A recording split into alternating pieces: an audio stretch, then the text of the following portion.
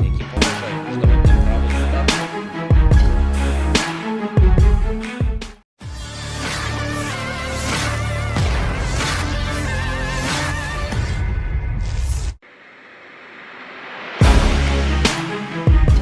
Presiden Ukraina Volodymyr Zelensky membagikan di akun Facebook pribadinya kerusuhan yang terjadi di Kupiansk. Unggahan tersebut diposting pada hari Rabu 5 Oktober 2022.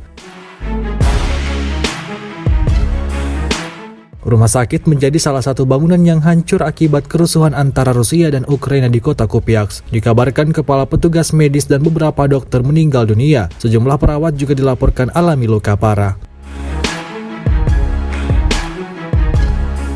Musuh terus tanpa ampun meneror perdamaian di Kupiansk. Rusia menganggap ini sebagai akibat yang harus diterima Ukraina karena telah membuat pasukan mereka kemarin alami kemunduran.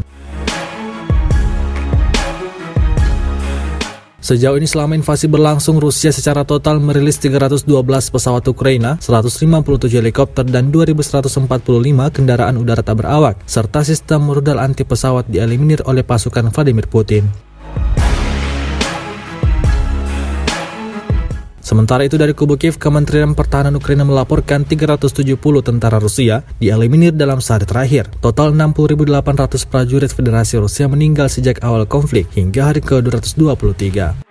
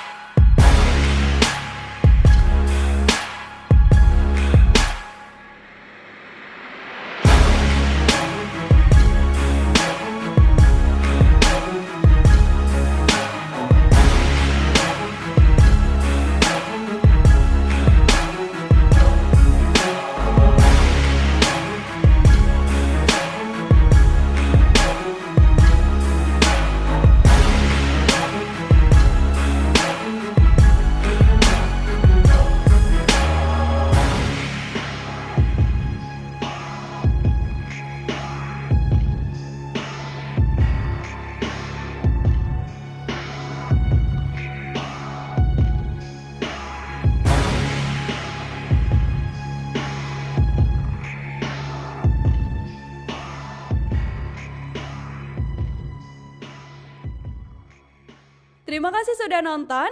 Jangan lupa like, subscribe, dan share ya.